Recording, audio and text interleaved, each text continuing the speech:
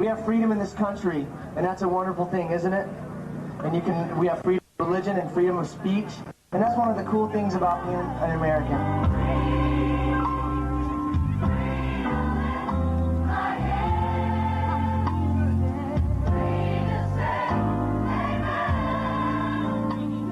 Battery Park, in the heart of downtown New York, and a hymn to America in the last of the summer sunshine. New York is the richest city in the richest country in the world.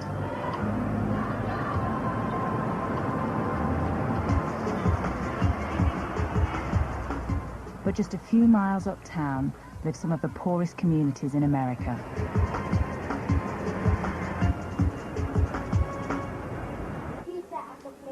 In the Bronx, 3 grandchildren try to bring their grandmother up to date with the latest fashions. I like this one better. But 2 people are missing from this picture. Veronica Mamadou recently died of AIDS. It was left to her mother Regina to bring up 3 granddaughters and a grandson, Garfield, who's HIV positive. Veronica and Regina had wanted to have a say in the treatment Garfield received. But instead, the New York authorities insisted Garfield stay on drugs and medicines, which even the other children could see were making him ill. When he was drinking the medicine, sometimes at night, it was in the summertime too, at night he would say, "Mommy, I'm cold," or he would itch his body all over, non-stop. And every time he said, he was cold, my aunt went to the landlord to put the heat on. He put the heat up a lot of times, but he kept saying he was cold. Is this why your family decided to stop the medicine? Yeah, my aunt stopped it because he wasn't feeling comfortable. And he started to get well. But when she went for a checkup, they gave him the medicine again without her knowing it. And did he get sick again? Yeah. Mm-hmm. I don't know what type of medicine they were given. If I is allergic to sulfur, if they give it to him, started scratching all over his body, and he caught his appetite, he don't eat, and he started getting skinny and skinnier. Convinced that the medicines were making things worse, not better, they turned to their hospital doctor for advice. He made an unexpected offer. My daughter told me, she said when she went to see the doctor, at that time it was the child's appointment day. So the man said they will be giving her $25 for a month if they can put the child on experimental basis. She said, I will think about it. And she said no. Then the doctor told her, he said, you will regret it. Regina's daughter took Garfield off all medication. Almost immediately, his health improved. Then there was a knock on the door.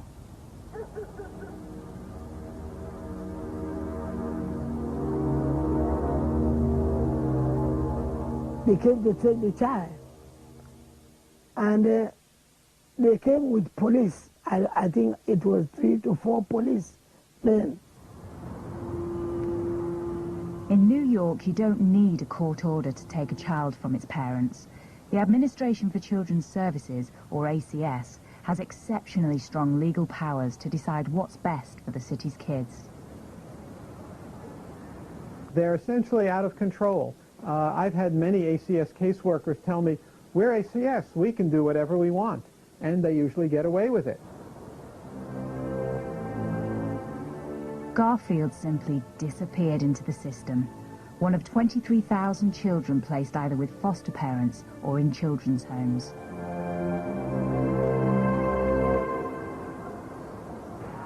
This Catholic-run home, the Incarnation Children's Centre in Harlem, is where many HIV children end up if their parents or guardians refuse to medicate them. For years, it was the centre of highly controversial and secretive drug trials on orphans and foster children as young as 3 months old. At the time, it did not occur to me that anything was wrong, because we were told by the doctors that these were all steps that were going to happen to be expected because they were all HIV positive. Jacqueline Hurger is a pediatric nurse who worked at Incarnation for 5 years. If they were vomiting, if they lost their ability to walk, if they were having diarrhea, if they were dying, then all of this was because of their HIV infection, and to be expected, and that we were doing the best we could to save them from that. Jacqueline was completely unaware that she was party to experiments on children. It didn't come as my first thought at all to question the medication, and since I had worked with pediatric AIDS for many years and had given the medication, I just faithfully gave it as I was told by the doctors. We found documentation listing some of the experiments carried out on HIV children at the home. One was for treating herpes, another involved giving children double doses of the measles vaccine. And yet others involved whole cocktails of drugs with side effects admitted by the manufacturers, including severe stomach pain, muscle wastage, organ failure, and many more. Side effect is a euphemism for undesired direct effects.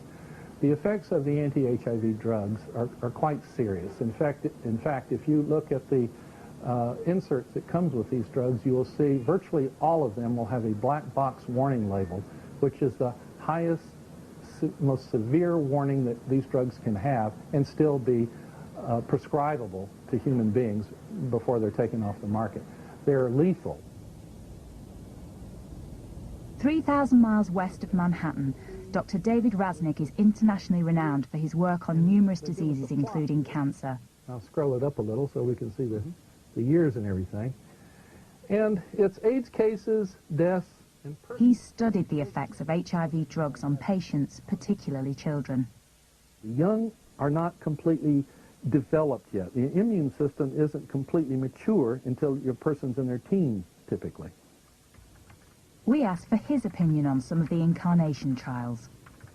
We're talking about serious, serious side effects. Didanosine, all by itself, is a very dangerous drug. Zidovudine is our famous AZT, which has never been shown to be life-saving. It also causes severe anemia. Nevirapine is the drug that also causes that Stevens-Johnson syndrome, the flaking of the skin, and it's very, very dangerous and debilitating. It's horrible and painful and also lethal. These children are going to be miserable. They're absolutely going to be miserable. They're going to resist taking them after a while. They're going to probably take them when people give it to them. They're going to suffer so much AZT all by itself. They're going to have cramps. They're going to have diarrhea. They're not going to eat. Their joints are going to swell up. They're going to roll around on the ground. You can't touch them. And I understand that the Incarnation Center, they sent them to the hospitals, these children, and they cut a hole in their belly and put a feeding tube in their belly and administer the drugs to the children who don't take these drugs. My friend Jolisa, she never, ever liked to take her medicine. So they used to hold her down, force it down her throat. I tell her, would you like this? This boy spent most of his life at Incarnation. Age 15, after years on drug tests, he has the physique of a 10-year-old. He didn't want to show his face, but he did want to tell the story of what happened to him in the home. I did not want to take the medications, and I did not want to, do all that stuff. But they insisted. Yeah, if you want to get out of there, you have to do what they say, or else you're not going anywhere. His medical records, which we've obtained, prove that he was enrolled in drug trials while living at Incarnation. If a child refused to take the medicine, a peg tube was inserted directly into the stomach, something he warned his friends about. And I used to tell her every single day, please take your medicine. Don't want a tube in your stomach. And she didn't listen to me. That's what she got. And my friend Daniel, he didn't like to take his medicine either. And he got a tube in his stomach. Under federal rules, consent for children to take part in drug trials has to be given by their parent or guardian. But the kids at Incarnation have no independent voice. The body that is their legal guardian, the ACS, is the same body that makes the children available for trials. You would not expect too many parents to volunteer their loved children for such experiments. This means that if the researchers want to do the experiment on children, they're going to look for vulnerable children whom they can get. And when you have city government agency accommodating them, that is the biggest betrayal of those children. They don't have anyone but the city agency that is their guardian on paper, but not in human ways. For over 10 years, Vera Shirav has battled almost single-handedly with the New York authorities to come clean over the use of children in drug trials. They tested these very highly experimental drugs, phase 1 and phase 2. Why didn't they provide the children with the current best treatment? That's the question that we have. Why did they expose them to risk and pain when they were helpless? Would they have done those experiments to their own children? I doubt it. ACS.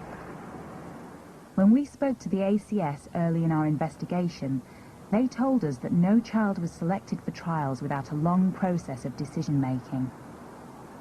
I would absolutely reject the idea that they go through a process. Yes, they go through a process, but it is on paper only. For example, the city department created a panel, an ethics committee that approved the experiments that were conducted at Incarnation House. There's only one little pesky detail. The panelists all come from hospitals that conduct the trials, so they all are stakeholders in saying that it was perfectly all right.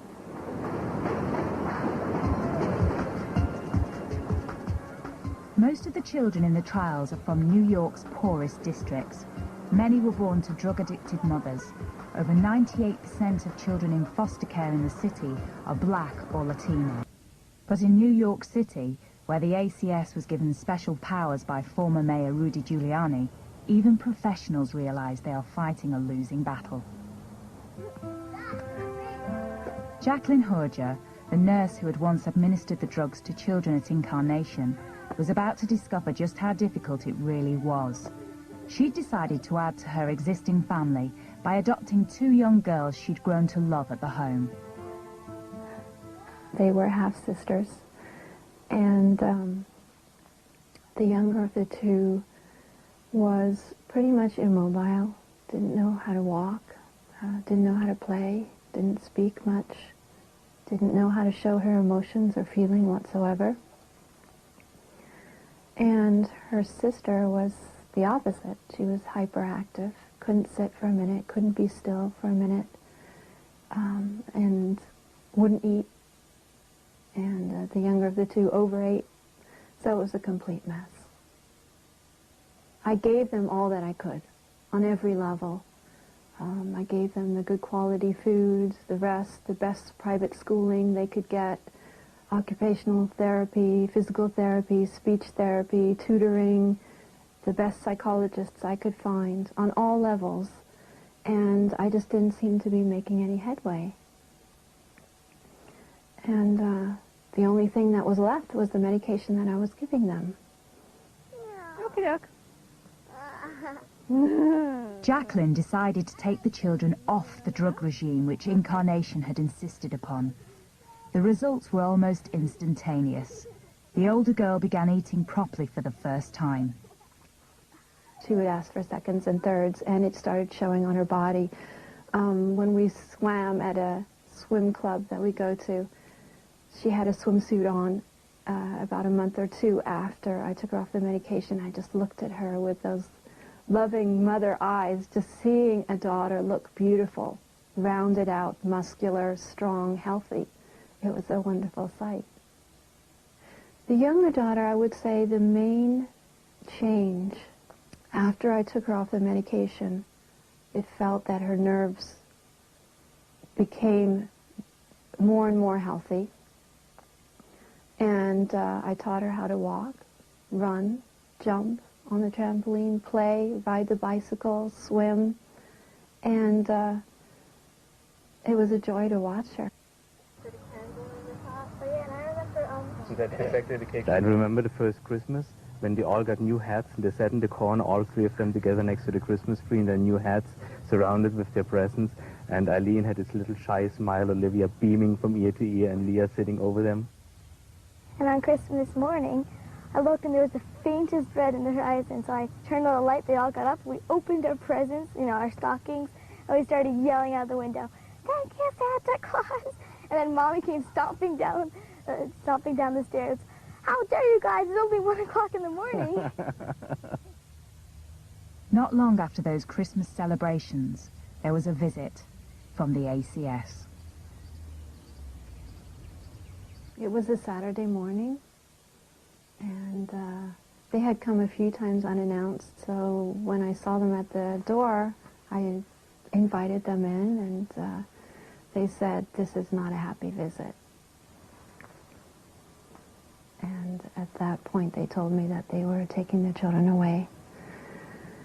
And I was in shock. I couldn't believe it. It's this home day, they're in their pajamas, and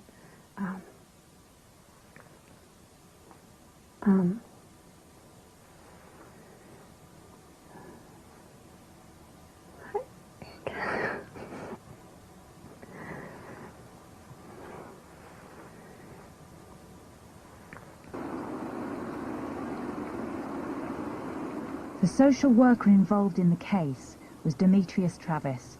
He was on holiday when a temporary caseworker arrived at their door with the ACS.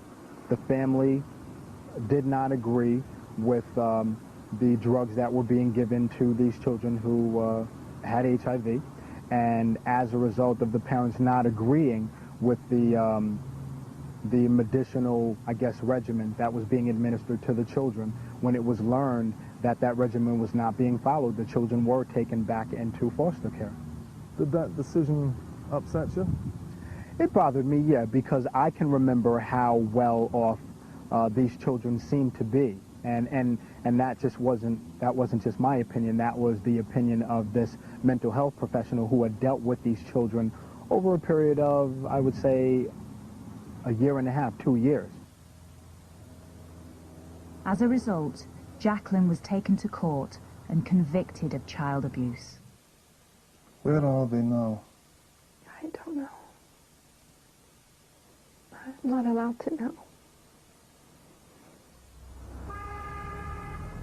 Jacqueline's greatest fear is they've been returned to Incarnation Children's Center or a similar home in New York, where they might be subjected to experimentation.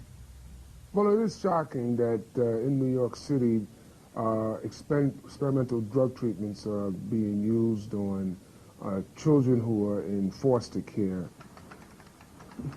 Even senior politicians in the city have found it impossible to get information about the trials. Bill Perkins is Deputy Majority Leader on New York City Council. We do know that several have passed away during the course of these experiments, and we know that there are still some involved. And there's been somewhat of a secrecy about the whole matter, I must say. It has not been easy to get through the bureaucracy as to exactly what this is all about. In a mass grave owned by the Roman Catholic Church close to Manhattan, over 1,000 children's bodies, including some who were enrolled in the trials, lie beneath a tarpaulin. Officially, their deaths are recorded only as resulting from natural causes. For months, we tried to get answers from those behind the trials. From Columbia Presbyterian Hospital, where many of the tests were devised. from Incarnation Children's Centre, from the Catholic Church, and from the ACS, the authority ultimately responsible. None would comment. The drug companies which have supported trials at Incarnation include some of the world's largest.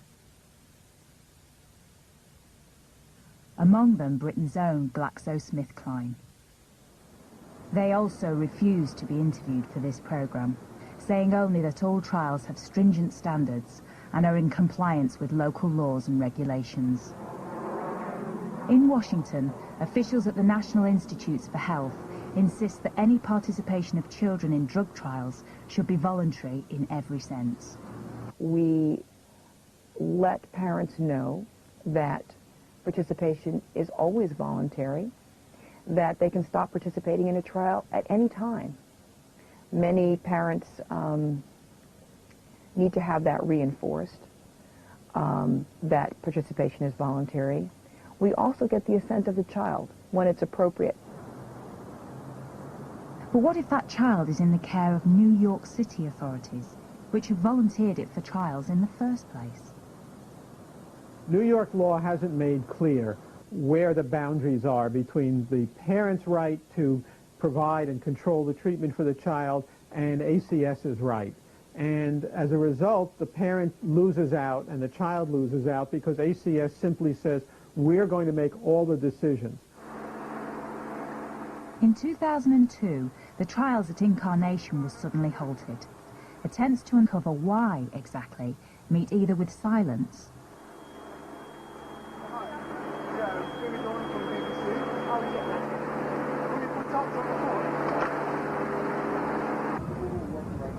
or a call to the NYPD to have us removed. We have every idea. We have every idea. Supposedly, they're stating that...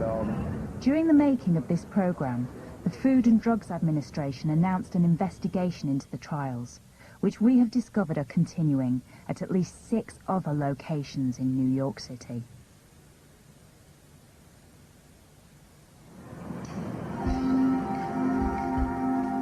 Meanwhile, Regina Musa from the Bronx is now in contact with her grandson, Garfield.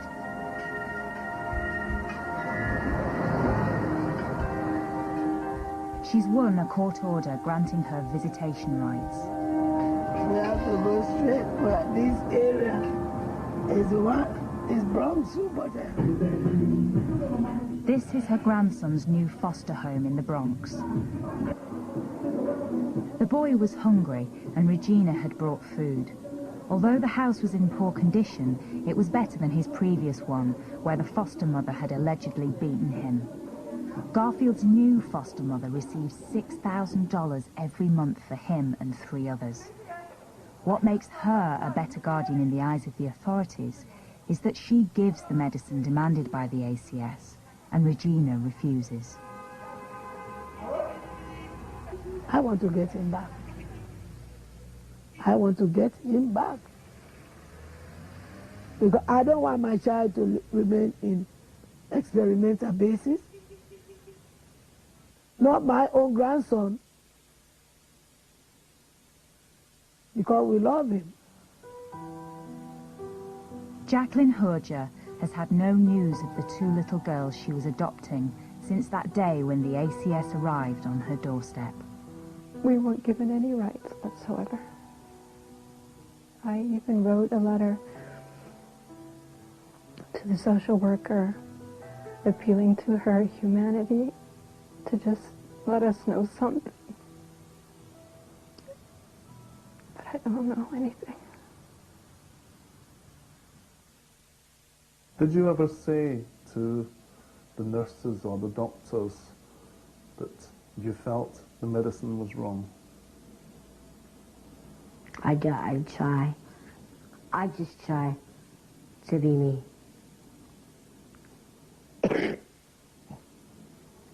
I don't bother anybody.